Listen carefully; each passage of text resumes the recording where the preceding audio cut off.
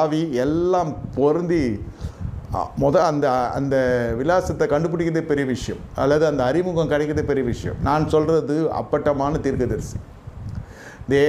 தீர்க்கதரிசனம் உரைக்கிறோன்னு சொல்லி உரைக்கிறவங்க இல்லை, இவங்க தீர்க்கதரிசியாக வாழ்வாங்க. இவருடைய கனிகளே இவர்களை அறிவீர்கள். அவங்கக்கிட்டேயும் போயிட்டு என்ன பண்ணுறது, அவங்களோட தொடர்பு இருக்கும், அது தெரிந்து வைத்து கொள்ளுகிறதுல ஒரு மேன்மையாக இருக்கும், சில சமயம் மேட்டிமையாகவும் இருக்கும். எனக்கு அவங்க பர்சனல் ஃபோன் நம்பர் தெரியணுமா, நான் ஃபோன் போட்டால் எடுப்பாருன்னுவா, சும்மாலாம் போட்டுக்கிட்டுலாம் இவனுடைய அறிமுகம் காட்டுற மாதிரிலாம் ஆவிக்குரிய மேட்டிமையில் செய்வாங்க.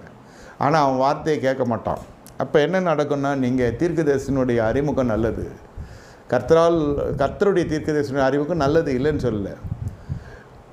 ஒரு விஷயம் வந்தால் நீங்கள் செவி சாய்க்கணும், அந்த தீர்க்கதரிசியினுடைய அந்த ஐக்கியத்தினுடைய ஆசீர்வாதத்தை நீங்கள் தெரிந்து கொள்ளணும். என்ன நடக்கிறது, இந்த மோசே